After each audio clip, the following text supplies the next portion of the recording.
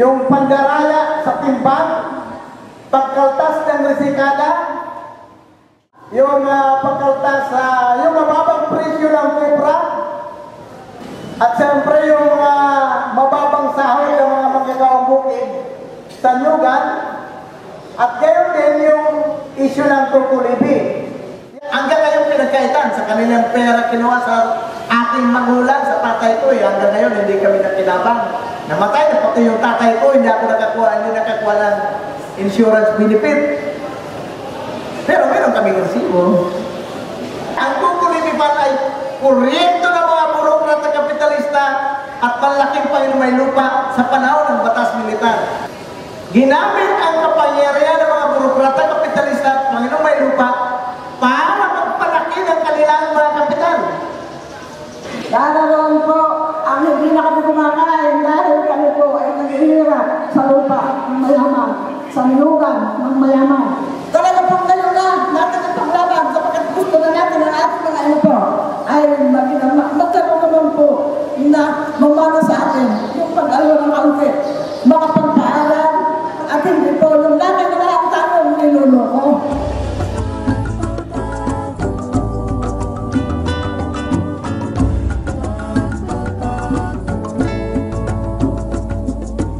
Nakakasawa ang mga pangako, nakakapagod din ang maghintay. Ang mga pangakong laging napapako sa pagtitiwala ay pumapatay.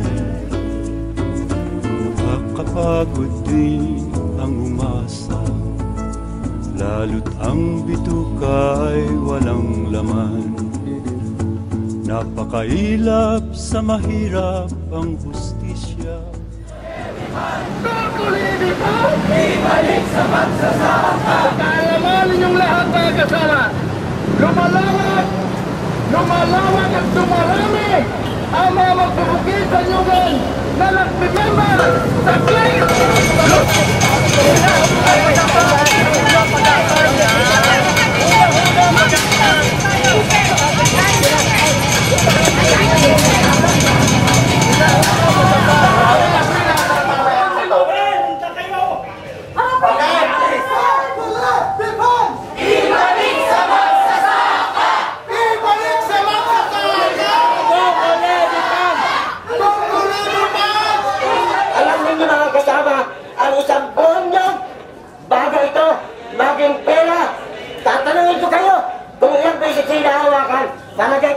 Itong mga kapulisan ito, nakarap natin, hindi nila alam kung ilang bisis yan hinahawakan ng Batukotra ang isang buong job. 17 bisis yan hinahawakan ng Batukotra ang isang buong job bago ito maging pera na isisilid sa bulsa. Pero itong walang ito, si Joel Lucamura. Utang na talagang nagtigil sa dapa.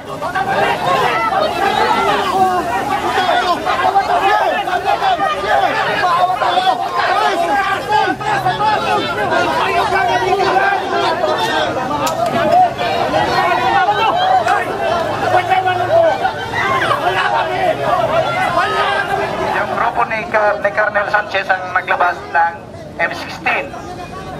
Yan lang ang gusto nating linawin, na ayaw natin ng gano'n. Kung peace in order tayo, peace in order. Kaya lininaw natin yan. At hindi ito nag-ano tayo na una, ang issue natin dito ay Kukulibi funds na pinakikialaman ni Joel Rocamora. Kaya nagre-resist tayo. Tayo ang nagtanim, ang nagbayo at nagsaing, ngunit nang maluto ay iba ang kumain. Tayo ang nagtanim, ang nagbayo at nagsaing, ngunit nang maluto ay iba ang kumain. Namatay yung tatay ko, 1984 pa namatay siya. Di ako na nagpatuloy nung pag kinukupra namin na binabawas yung kinakaltas yung sa Kukulibi Fund na ang sasabi natin na mapaunlad ang mga magkukupra. Pero hanggang sa kasalukuyan, di kahit namatay na yung mga magulang ko, wala man kahit isang kusing na napakinabangan. Bawat mangungupra ay mayroong pinapirmahan sa mangungupra, kabilang na doon yung kopyanan.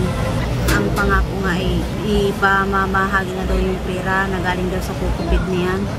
Tapos ay nagpirma, tapos bigay kami ng pera.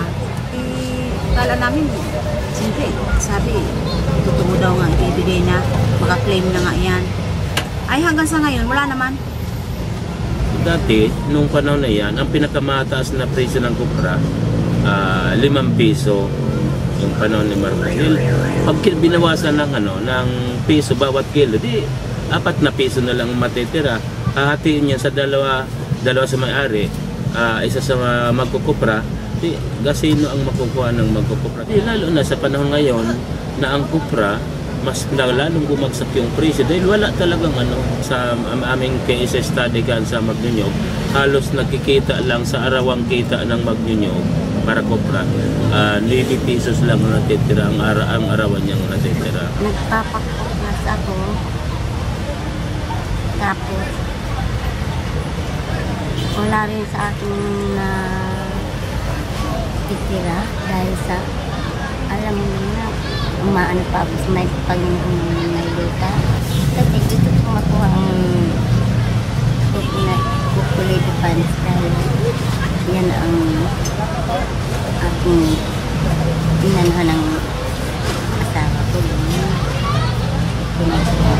Kailangan kung magbubuo ng mga grupo na sa isang ahensya, dapat may may representative yung mga magsasaka dyan sa pera na yan. Hindi katulad ng ganitong binuo ng ng NAPSI na lahat nasa gobyerno na walang kinalaman dyan sa perang iyan. Kaya anong mangyayari dyan kung sila magpapatakbo ng pera na yan, di talagang para sa kanila yun, walang karapatan ang magsasaka na kung paano patatakbuhin yan pera na yan. Kukulipan! Ibalik sa magsasaka! Ibalik sa magsasaka! Kukulipan! Tayo ang pangharang sa tangke, tayo ang pambala sa kanyon, habang nag-aabang ang mga buitre, naghihintay ng tamang pagkakataon. Yung pera namin nung hindi na si Marcos ang presidente, ay nakita na namin na may mga itinayok ng UCPD. Ang sabi daw, yun daw ay pera ng mga magsasaka. Yung San Miguel Corporation ay sumapit daw ng pera doon si Danding Kuhangko. Kung ang mga magsasaka ang humawak ng pirang yun na ibalik na sa mga magsasaka sa Nyugan, siguro ang mga anak ng mga magsasaka sa Nyugan ay pwedeng may nakapagtapos na kung anong kurso ang gusto nila. Pero hanggang sa ngayon ay gusto pa rin nakawin. Kahit nag-get sa 3, kahit mag-get sa 4, ang buhay natin